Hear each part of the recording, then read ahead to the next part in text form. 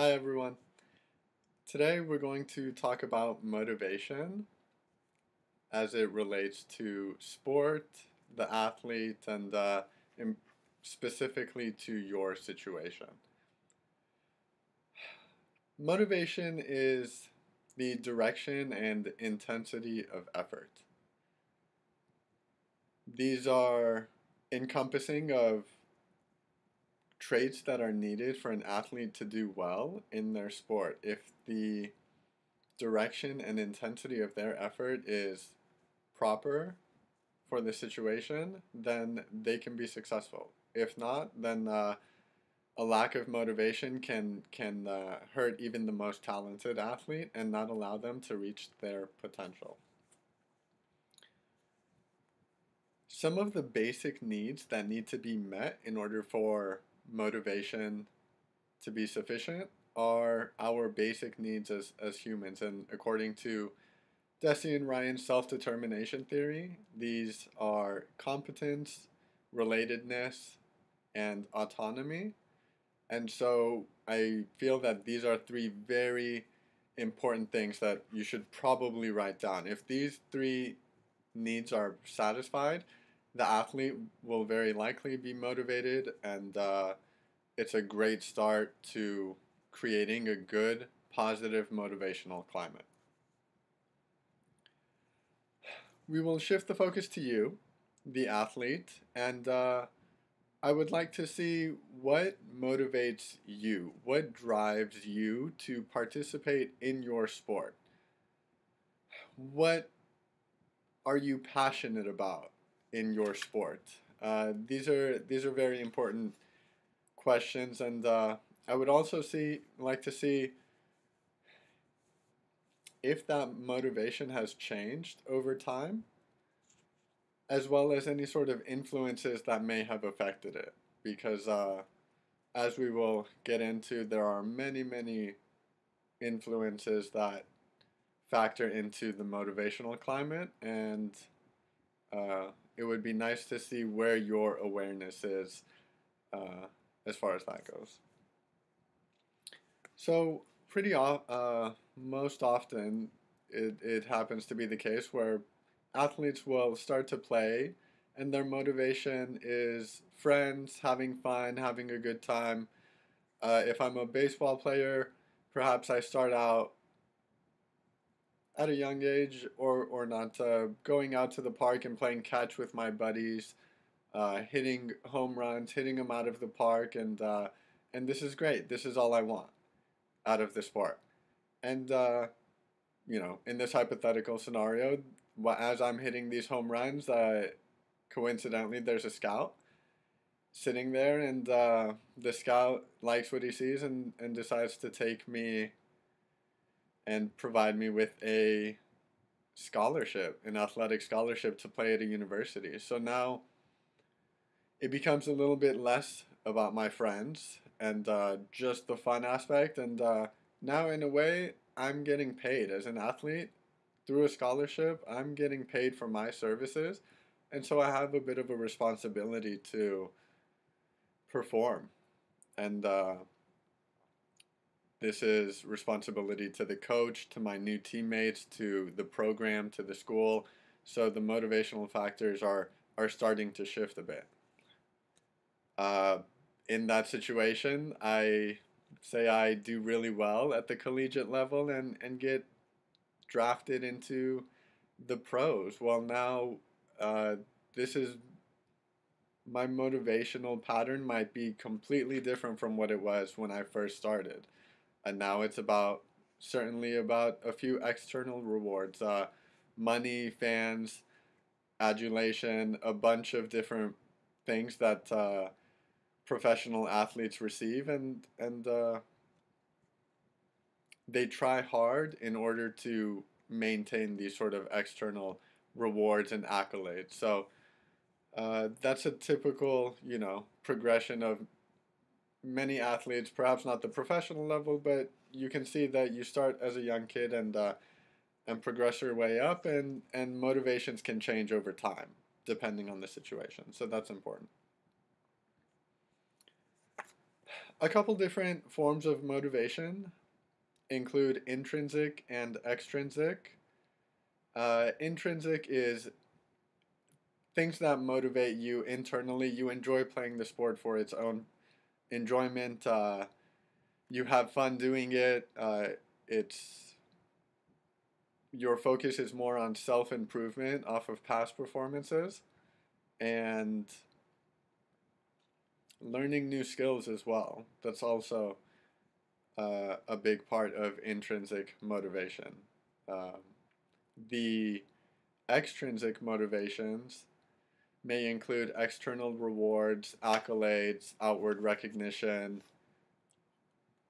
uh, trying to, it's very dependent on other people, whether it's the support aspect of it or out competing others, beating your opponent.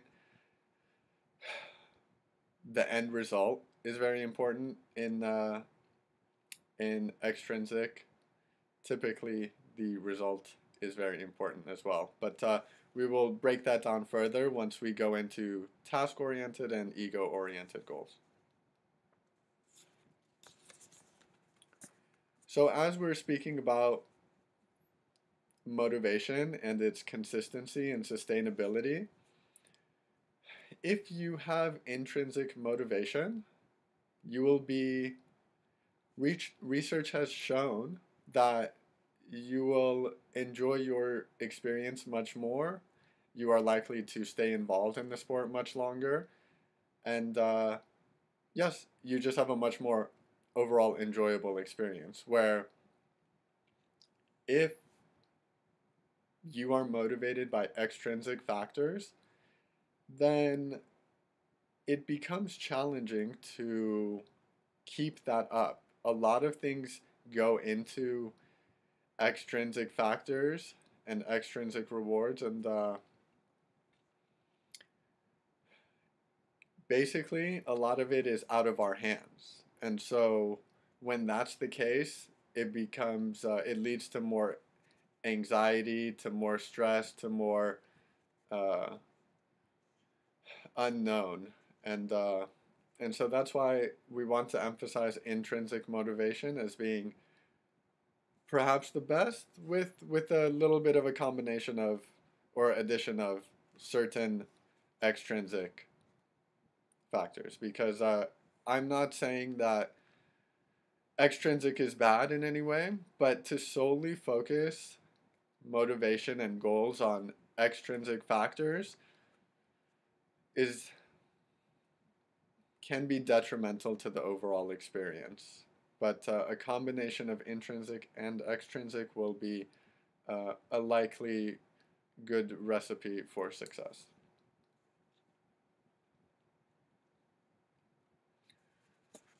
Let's take a moment to identify different times where motivation levels can be low.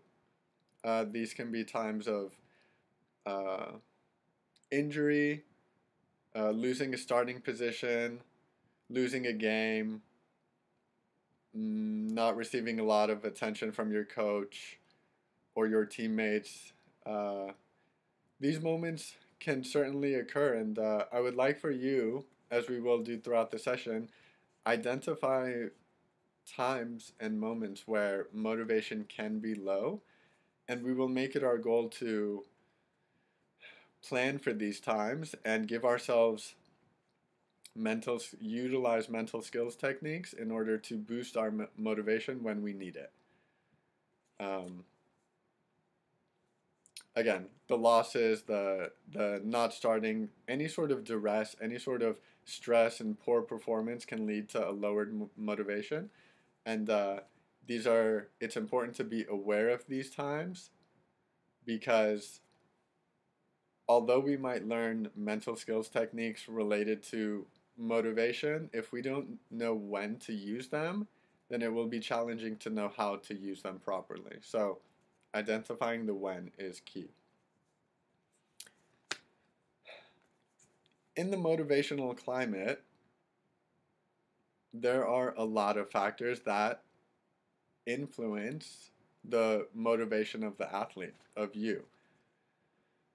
These include, again, the coaches, teammates, peers, parents, and the environment, such as crowds, fans. These can be home crowds, opposing crowds, uh, field conditions. There's a lot. There's a lot of things that can influence motivation. And to be aware of those and to take those into consideration will help in solving and providing solutions if we find ourselves in a state where our motivation isn't quite where we would like it to be.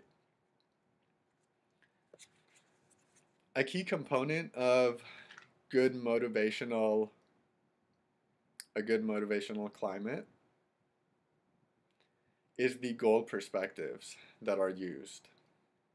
As mentioned in the goal perspective theory, these include task-oriented goals as well as ego-oriented goals. And essentially in the achievement goal theory, it's the interpretation of the experience that is important. It's how we gauge our progress and our performance, and how we judge our performance. And so these are important things to consider.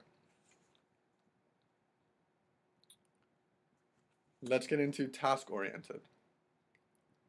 Task-oriented, task involving means that you focus more so on the performance and process goals and less so on the outcome. You focus on things that are in your control, under your control. By doing this, you can ensure that your experience will be as pleasant as it can be because you're not worrying yourself unnecessarily for things that are out of your control, such as the opponent or the final result or teammates or anything like that. You focus on yourself. In task-oriented goals, you try to improve on past performances and you try to learn new skills.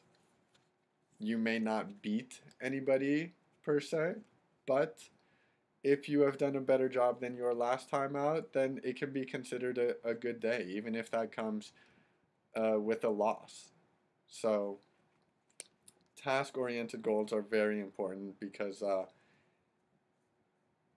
the effort mentality and the learning mentality that is emphasized is much more representative of what sports should be than the win-loss column, which is often what happens in outcome-oriented goals and motivations that are outcome-oriented. Moving on to ego-oriented goals. This includes many external factors and many things that are out of our control. The opponent, the environment, our teammates, the group as a whole. There are a lot of things that can't be controlled and really taken responsibility for. All you can take responsibility for is really your own actions and your own performance. And by doing this, you eliminate much of the unnecessary thoughts and stresses that may arise due to concerning yourself with external items. With ego-oriented goals, there is generally more anxiety that occurs because, again, a lot of it is out of your control. You might try your hardest, but still it's not enough, and so you must worry. And this is challenging. The attention given to the athletes may be skewed. The more talented athletes who affect results may be given more attention, and this makes it not such a great motivational climate for those who are perhaps less skilled.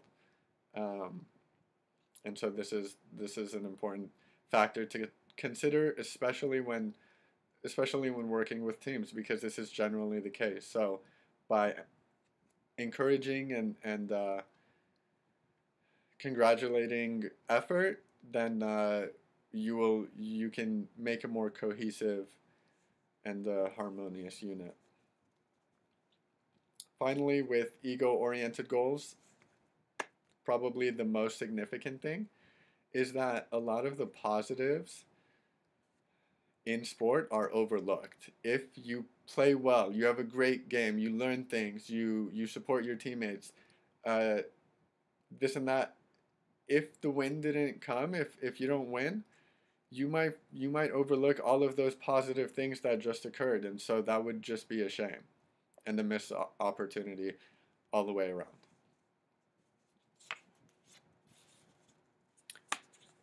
Now we'll consider a few ways where we can enhance motivation. There's a lot of different techniques that can be used, and much of them intertwine, and so I will explain. One main component to have good motivation is high self-confidence, high self-efficacy, especially towards your sport. So confidence specifically towards your sport and your act. Um, in order to have a high self-efficacy and self-confidence, well, when you have it, you're more persistent, you don't stress out as much, you can control your physiological symptoms. These are all things that we mentioned earlier.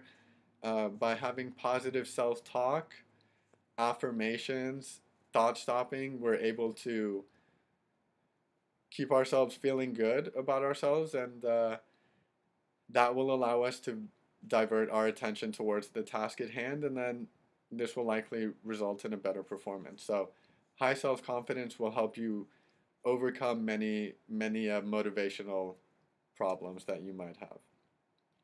Relaxation skills as well, very important in times of stress. If you're not able to control your physiological symptoms and you're feeling tension and breathing heavy and sweating and this and that, then it's difficult to be motivated if you're always feeling like that. So utilizing relaxation skills will help you stay motivated, as would positive imagery. If you can imagine and visualize and really envisage yourself accomplishing your goals and how good that can feel, then I'm sure that can evoke a lot of great emotion and a lot of great feelings that can make you want to try even harder to really accomplish it and make that come true. Great, so we've reached the interactive portion of the session. I would like you to, in a moment, pause the video and fill out the handout that has been provided. Begin by filling out a mission statement from your perspective, putting yourself in your shoes from when you first started your sport. It doesn't have to be long, a few sentences, just talking about what drives you, answering the questions we touched on earlier. What drives you to participate? What makes it fun for you? What makes it unique? Why do you do it? Why do you want to continue to do it? Or why do you not want to continue to do it? It's okay if, I'm sorry, that would be what you would include in the second mission statement, which is from your current perspective. If you find yourself